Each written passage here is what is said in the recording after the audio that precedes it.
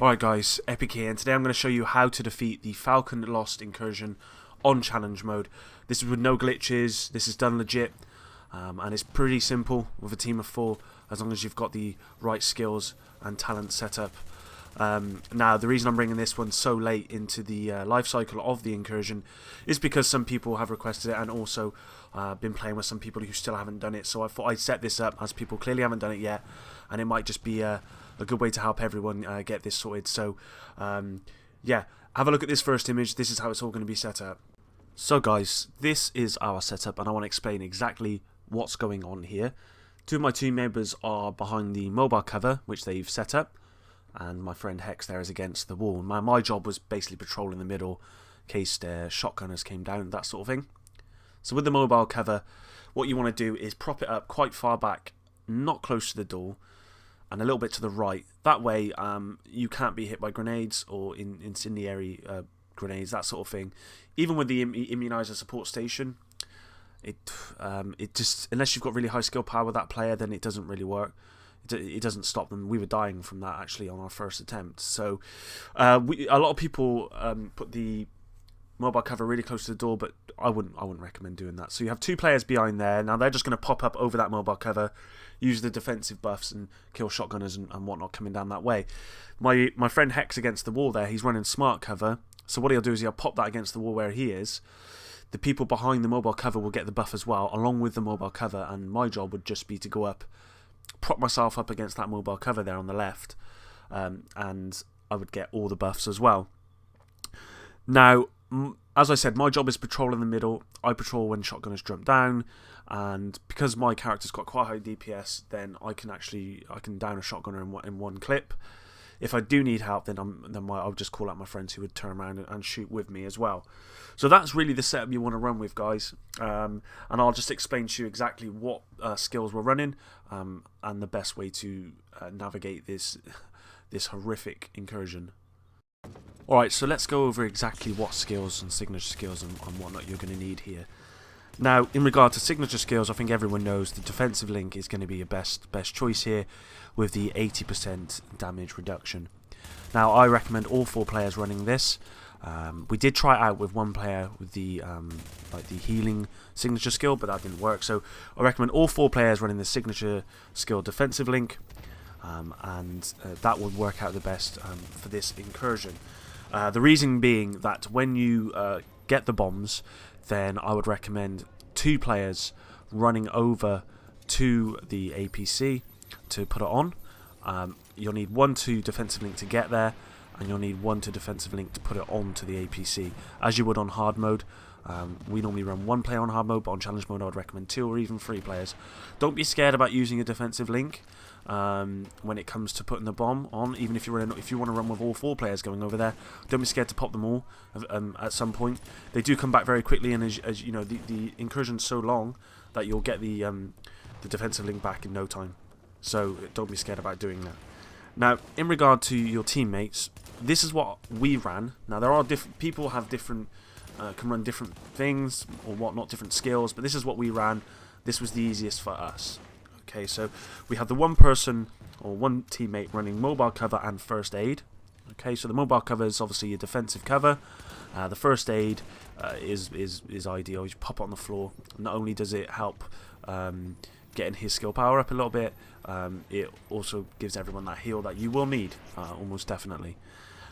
We have 1 person running the immunizer support station. Now he'll be the person that was also behind the cover with the other team member, and normally what you do is pop it behind the mobile cover so it can't be destroyed. And with that person, you know, we ran him on flashbang, the sticky bomb flashbang. Now that's really good because it stops shotgunners or anything that's rushing into that tunnel pretty quickly, and it stops them for a fairly good time. Okay, so I would recommend at least 1 person, if not 2, running the flashbang on your team. Now my mate Hex, who was up against the wall, he is running pulse and smart cover.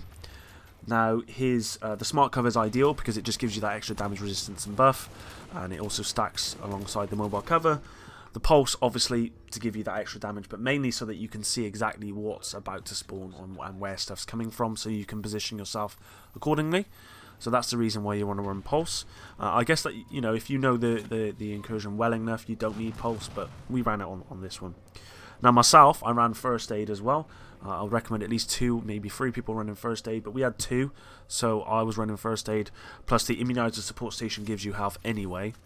And I had a choice really. Everyone was saying to use flashbang, but I used I varied it up. I used flashbang sometimes I used flame turret. The reason I use flame turret is because if you just, you know, if you pop it down, then, you know, enemies just get stuck there and they're just fighting it, and then they're not trying to shoot you. It's really good for as a distraction. But flashbang, I guess, works really well. The only problem I had with flashbang is sometimes it glitched through the floor and stuff, whereas with the turret it didn't do that. So that was really cool. So that's what I'd recommend in regards to your skills. As I said, that's what we ran, but that's not. I wouldn't. You know, I don't know if that's the best. Probably not. You know, I'm sure there's better stuff, but for us, that was what worked the best and got us through the mission a lot easier than what we expected, to be honest. As I said, we did this on our second attempt after moving the mobile cover, so it worked pretty well.